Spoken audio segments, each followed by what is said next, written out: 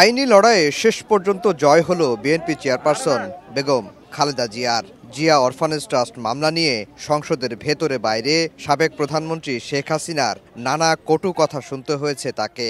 বেগম জিয়ার আইনজীবীরা মামলাটিকে রাজনৈতিক প্রতিহিংসামূলক দাবি করলেও কর্ণপাত করেননি কোনো আদালত। অবশেষে দীর্ঘ ১৭ বছর পর এই মামলা থেকে নির্দোষ প্রমাণিত হলেন সাবেক প্রধানমন্ত্রী বেগম খালেদা জিয়া।